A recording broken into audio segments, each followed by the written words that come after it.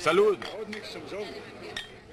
Si los ciudadanos del mundo de la cerveza fueran a elegir una capital, quedaría justo aquí. Bajo la sombra de los árboles del Jardín Agustino de la Cerveza en Múnich, Alemania. Aquí la cerveza aún se sigue extrayéndola de barriles de madera que son vaciados rápidamente.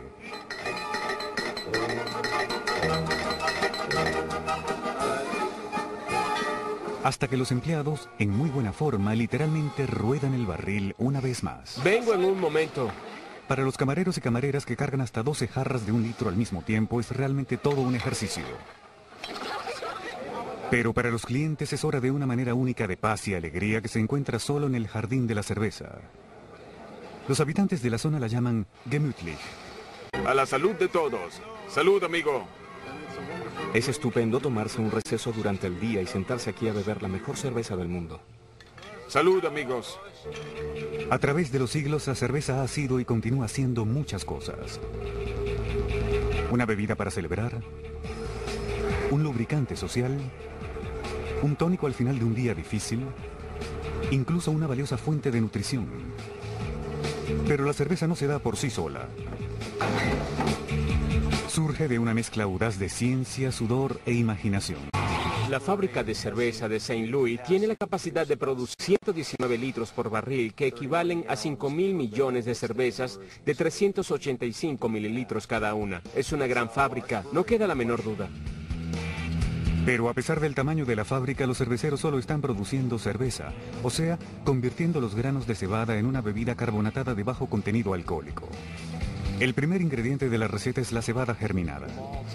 La cebada es el principal ingrediente de la cerveza y el que más se usa. Se puede hacer con otros granos, pero la cebada es considerada la mejor para fabricar esta bebida. Para germinar la cebada hay que remojarla en agua hasta que el retoño comience a salir, justo lo suficiente para activar la enzima que convertirá la fécula en azúcar. Y entonces, cuando el retoño verde está a punto de salir de la semilla de la cebada, se tuesta. Esa cocción ayuda a darle el olor y sabor característicos a la cerveza.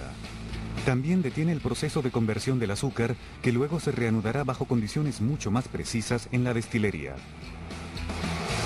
Este contenedor es llamado tonel de mezcla. Aquí es donde comienza el proceso de fabricación de la cerveza.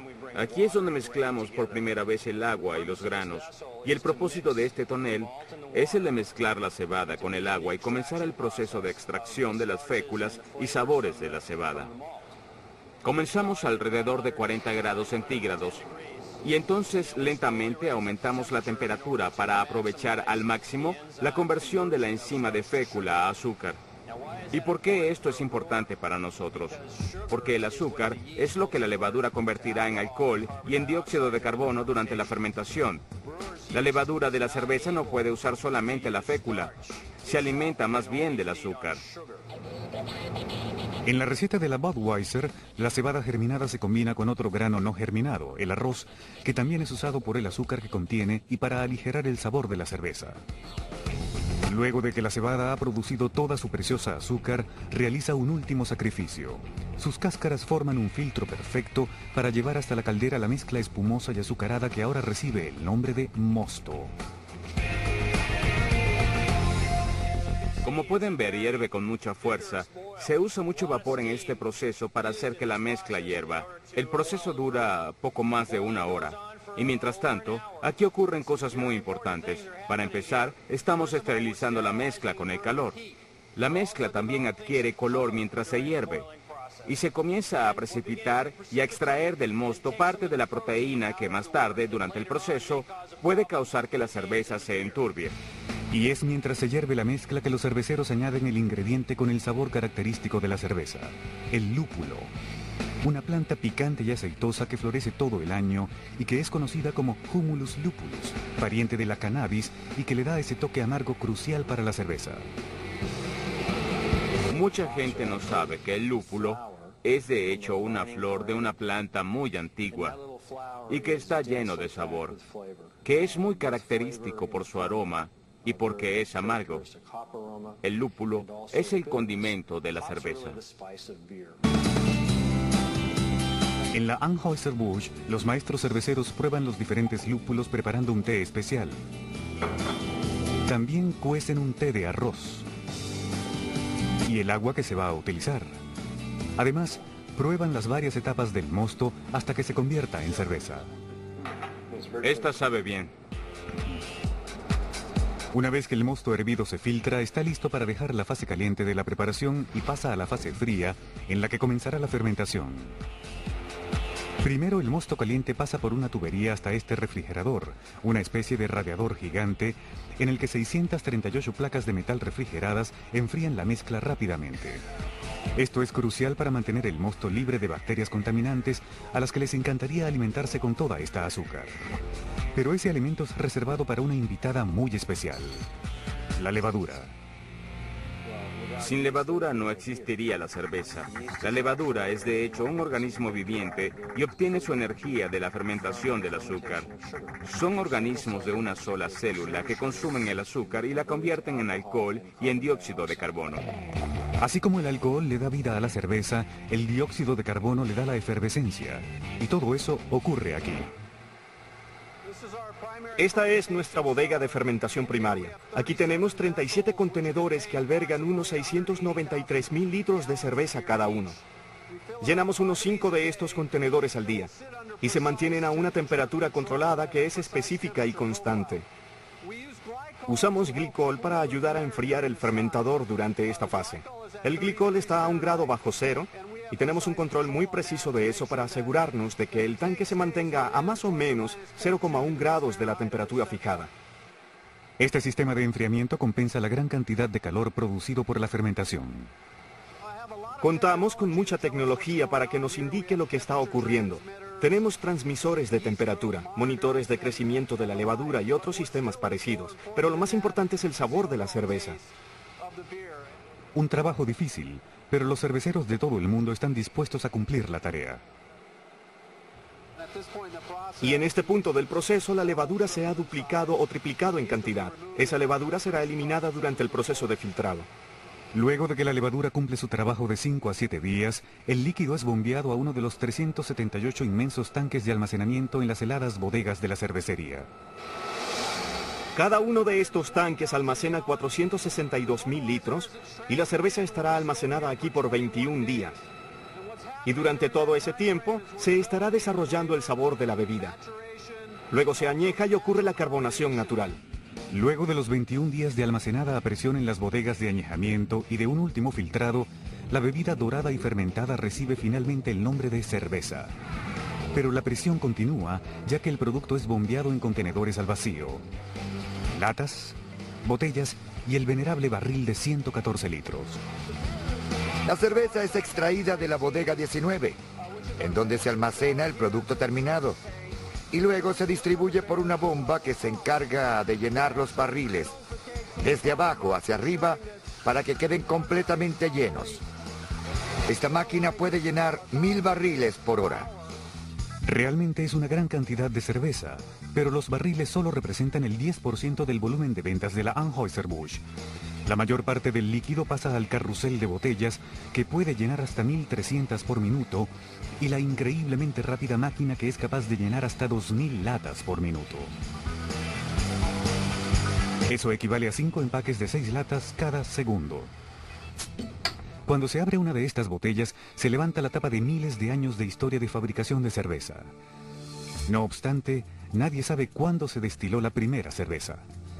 Quizás haya sido en la Amazonia, o tal vez en Nueva Guinea, en donde existían avanzados cultivos de cereales fermentables hace unos 10.000 años. La evidencia más antigua de alguna bebida alcohólica obtenida a partir de la cebada proviene de los comerciantes sumerios en lo que hoy se conoce como Irán y data del año 3500 a.C. Hicimos un análisis a un gran contenedor de cerámica extraído del sitio y tenía adentro un compuesto conocido como piedra de la cerveza, u oxalato de calcio, que es bastante concordante con la cebada de la cerveza. El interior del recipiente cerámico tenía surcos, aparentemente para atrapar parte de esa piedra de la cerveza, un indeseable residuo que los cerveceros aún deben eliminar de sus calderas en la actualidad. Esa pequeña innovación indica que existía una amplia cultura de cerveza en el antiguo Medio Oriente. Una de las cosas que hizo que la cerveza fuese tan valiosa y tan esencial para la civilización es que era como pan líquido. Era una manera de almacenar un grano, fermentarlo, colocarle alcohol y estabilizarlo, y luego la gente podía consumirlo durante un largo periodo de tiempo. Hay evidencias que sugieren que fue la cerveza, mucho más que el pan, la que llevó a esas culturas a domesticar los cereales, algo que en sí mismo dio paso a la civilización. ¿Qué surgió primero, el pan o la cerveza? Si usted pudiera elegir, ¿cuál escogería? Y hay razones muy prácticas por las que la cerveza comenzó a ser producida cuando comenzaron a domesticar esos granos. Una de esas razones es que el valor nutricional aumenta una vez que ha pasado por el proceso de fermentación. Y también hay que tomar en cuenta los efectos psicotrópicos, algo que no debe ser descartado porque para los primeros humanos el efecto del alcohol era algo muy misterioso. El proceso de fermentación también era un misterio, y los sumerios, al igual que otros fabricantes de cerveza de la antigüedad, observaron que si añadían miel, dátiles o uvas, ayudaban a que se desencadenara. Las uvas, los dátiles y los higos tienen mucha azúcar, lo que atrae a insectos que transportan la levadura, pero la levadura específica que hace falta para la fabricación de la cerveza es la Saccharomyces cerevisiae, y no se propaga en el aire. Tiene que ser transportada, ya sea por un insecto o mecánicamente, de un sitio a otro. Y mientras que la cerveza se considera hoy en día una bebida de hombres, en la antigüedad la cerveza era fabricada principalmente por mujeres. Ese era el caso de la antigua capital mundial de la cerveza, Egipto. Esto tiene casi 4000 años y proviene de una tumba. Lo que vemos aquí es algo que pasa en la actualidad en lugares como Perú y África. Incluso en algunos países escandinavos, vemos a una mujer inclinada sobre una canasta. Y esa canasta está colocada sobre un recipiente de fermentación. Se cree que las cerveceras egipcias exprimían pan parcialmente horneado a través de una canasta parecida a un colador y mezclaban eso con agua en el recipiente de fermentación. Se obtenía una masa cruda, que a su vez contenía una levadura que había sido previamente usada o que se había fermentado espontáneamente. Los antiguos egipcios estaban obsesionados con la cerveza. La bebida era producida en grandes cantidades y servía para todo, desde el pago para los trabajadores que construyeron las pirámides hasta ser usada en un ritual de libación vertida sobre la boca de los muertos. Los ricos eran enterrados junto a cerveceras miniaturas como esta que vemos aquí para asegurarse de que tendrían el nutritivo líquido por toda la eternidad. El símbolo de alimento era un jarro de cerveza y una tarta redonda. La ciudad de Palatium, al noreste del delta del Nilo, estaba dedicada completamente a la fabricación de cerveza a escala comercial y producía la increíble cantidad de entre 50 y 60 diferentes tipos de cerveza que eran enviadas tan lejos como a la India. Era, y opino que aún lo es, la capital mundial de la cerveza, incluso superando a Múnich. Y a pesar de lo extendida que estaba la fabricación de cerveza en el mundo antiguo, el arte de su producción apenas comenzaba. Decretos reales, monjes y científicos cambiarían para siempre la naturaleza de la cerveza. La cervecería Dogfish Head en Delaware es una fábrica totalmente moderna, pero muchas de sus recetas se remontan a las raíces de la producción de cerveza. Uno de los resultados es Midas Touch, o toque de miras, una cerveza inspirada en una fiesta que tuvo lugar hace 2700 años. Midas Touch es producida con ingredientes basados en los residuos encontrados en varios de los 157 contenedores que estaban enterrados junto al cuerpo de un rey de la Edad de Hierro. No sabemos con seguridad si es el rey Midas quien está en esa tumba, pero es aproximadamente la época correcta. Y sabemos que sí existió un rey Midas y ciertamente es una tumba tan ostentosa que tiene que tratarse de un miembro de la familia real. Utilizando espectrometría infrarroja y cromatografía a gas, el antropólogo Patrick McGovern determinó que los residuos encontrados en los contenedores eran de una bebida alcohólica hecha a partir de cebada. Y trabajó junto a Sam Calagione y su equipo de cerveceros para resucitar y producir la antigua cerveza. Midas Touch contiene azúcares extraídas de la cebada germinada, así como también miel y jugo de uva. Y además está condimentada con sapa. En realidad es como una cápsula del tiempo líquida y al tomarla podemos decir, vaya, realmente es interesante cómo nuestros antepasados experimentaban con esto y lo disfrutaban. El tamaño y la cantidad de los recipientes para beber dan una idea de que el fallecido no era el único que terminaba acostado sobre su espalda. Para aquellos que solo querían tomar un poco, existía el envase de 1 litro como este de aquí, pero aquellos que tenían mayor rango o más sed podían tomar de la variedad de 2 litros que tengo aquí. Esa gran sed por la cerveza creció a la par de la domesticación de los granos y abarcó desde el Medio Oriente hasta Europa, en donde resurgió el arte de fabricar cerveza. Durante tiempos medievales, la cerveza, o ale, como era conocida, se condimentaba con una mezcla de hierbas llamada gruit. En aquel entonces la cerveza terminó siendo controlada por la iglesia, que otorgaba las licencias para su uso, y la receta contenía una gran variedad de ingredientes que la iglesia escondía con gran recelo. La cerveza era el principal sustento de la población. Como el agua que contenía había sido hervida y la mezcla se esterilizaba con alcohol, la bebida resultaba ser mucho más limpia que el agua. Era segura, sabía bien, hacía que la gente se pusiera de buen humor y los hacía olvidarse de alguna epidemia o cualquier cosa desagradable que se aproximara por las colinas. Y una fabricación de cerveza tradicional de épocas medievales, aún intacta, puede apreciarse aquí, en la cervecería Weinstefan en Freising, Alemania. Como ha estado produciendo cervezas desde el año 1040, se ha ganado la distinción de ser la cervecería más vieja del mundo que aún sigue trabajando. Esta cervecería y la región de Baviera han visto varios de los cambios más importantes que ha experimentado la cerveza, incluyendo el que quizá haya sido el primer uso del sabor característico de la bebida, el lúpulo. Sabemos que la utilización de lúpulos estaba muy difundida durante el siglo VIII. La utilizaban aquí y también en el monasterio de Weinstefan. Durante el día de la cosecha, Frank Pfeiffer y el granjero de lúpulos Albert Eisenman inspeccionan los frutos de sus legendarios lúpulos Hallertau. Vaya, La cosecha de este año fue abundante. cuando la abro, pueden ver la semilla amarilla adentro. Se parece a un frijol. Esta es la parte que contiene el sabor amargo del lúpulo. Muy fresca.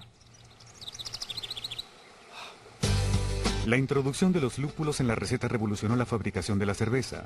Los lúpulos son un preservativo natural y evitan que las bacterias dañinas pudran la cerveza.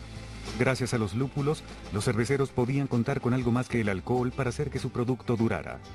La cerveza entonces podía ser preparada con menos cebada y podía viajar más lejos. Y ocurrió algo más. Los bebedores de cerveza medievales se acostumbraron al sabor amargo de los lúpulos que balanceaban la dulzura de la cebada. Y en Baviera, para el siglo XVI, el lúpulo era un ingrediente obligatorio. En Alemania tenemos una ley especial que regula la fabricación de cerveza, y particularmente en la región de Baviera. Se conoce como Reinheitsgebot y fue instaurada en 1516 por los duques de Baviera. Solo se nos permite utilizar cebada, lúpulo y agua. La Reinheitsgebot, o Ley de Puridad alemana, fue la primera ley reguladora de la seguridad alimenticia, y aún sigue en efecto en Baviera, en donde el uso de granos sin germinar, tales como el arroz o el maíz, o la añadidura de cualquier sabor, están estrictamente verboten, prohibidos. Siglos más tarde, la ley fue enmendada para incluir un cuarto ingrediente, la levadura, una vez que se entendía su funcionamiento. Weinstefan, al igual que muchas cervecerías en Europa Central, comenzó siendo un monasterio. Durante siglos los monjes fueron los innovadores en la ciencia de la fabricación de la cerveza. Los monasterios eran las academias y allí era donde se mejoraba la tecnología de la producción de cerveza hasta que llegaron a hacerle un producto más consistente. Aprendieron técnicas de cocción rudimentarias, como hacer que las calderas funcionaran mejor, cómo distribuir el calor y cómo controlar la temperatura en la mezcla. Los monasterios producían y consumían cantidades enormes de cerveza, y a pesar de su experiencia, los monjes, al igual que otros cerveceros medievales, aún fabricaban la bebida a ciegas. Todavía tenían que aprender que la levadura era un organismo viviente. Algunos de ellos pensaban que había un fantasma cervecero que producía la bebida.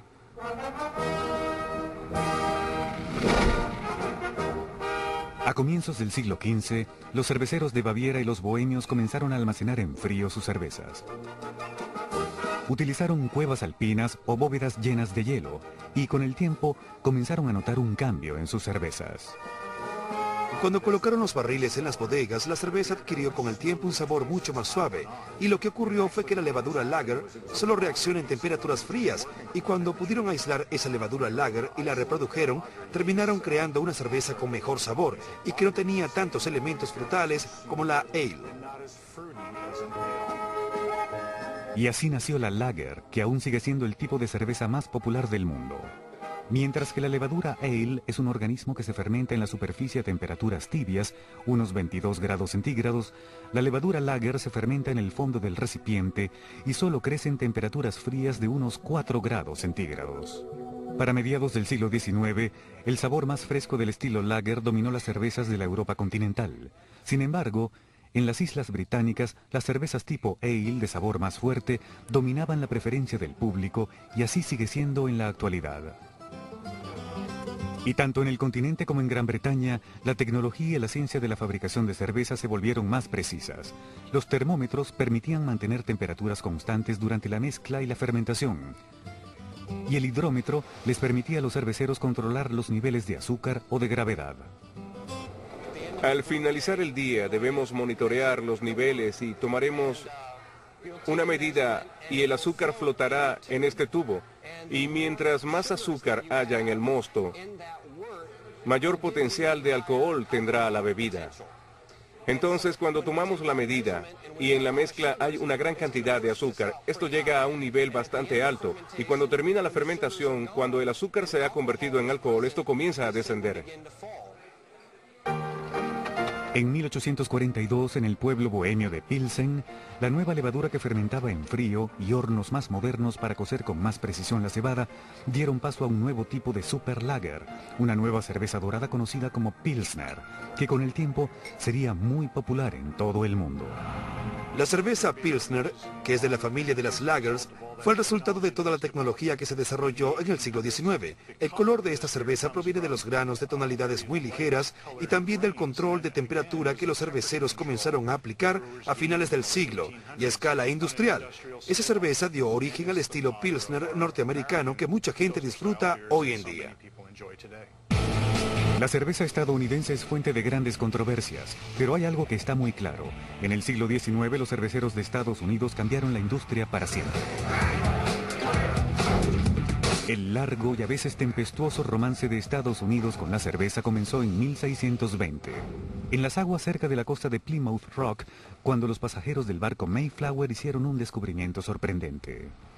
Los peregrinos no querían venir aquí, ya que el clima no era agradable, querían ir mucho más al sur. Pero como William Bradford, su diarista, escribió, debemos encallar ahora. Nuestras provisiones casi se agotaron, especialmente la cerveza. Así que los peregrinos vinieron hasta Massachusetts para aprovisionarse de cervezas. Como los recién llegados no podían hacer que la cebada creciera bien, los peregrinos fabricaron su cerveza con cualquier cosa que encontraban. Destilaron sidra de las manzanas, y los indios les enseñaron a fabricar licor de maíz. Los peregrinos no contaban con cebada disponible, por lo que usaban otros fermentables, tales como la fructosa de la calabaza o la melaza de la caña de azúcar, y utilizaban eso como la base de fermentación y en vez de lúpulos usaban conos de abetos. La cebada y los lúpulos finalmente comenzaron a cosecharse en el Nuevo Mundo y las cervecerías crecieron a la par con las colonias. Naturalmente, las cervezas más comunes eran las ale británicas muy fuertes, incluida una nueva versión caracterizada por su cebada tostada al máximo, conocida como Porter, y que llegó a convertirse en la favorita de George Washington. Muchos de los próceres fundadores eran cerveceros, no solo Samuel Adams, sino también George Washington, quien dejó su receta para la cerveza Porter en la Biblioteca Pública de Nueva York, Thomas Jefferson, quien tenía una cervecería en Monticello, y James Madison, quien tenía una cervecería en su propiedad y de hecho propuso la idea de una cervecería nacional. Esta contaría con los fondos del gobierno. Y mientras el conflicto con los británicos se hacía inevitable, la cerveza estaba lista para cumplir con su labor patriótica. Como Daniel Webster dijo, las tabernas eran el cuartel general de la revolución.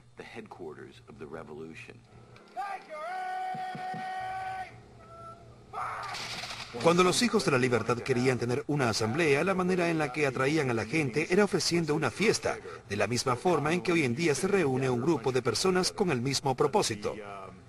Y no eran los únicos que lo hacían.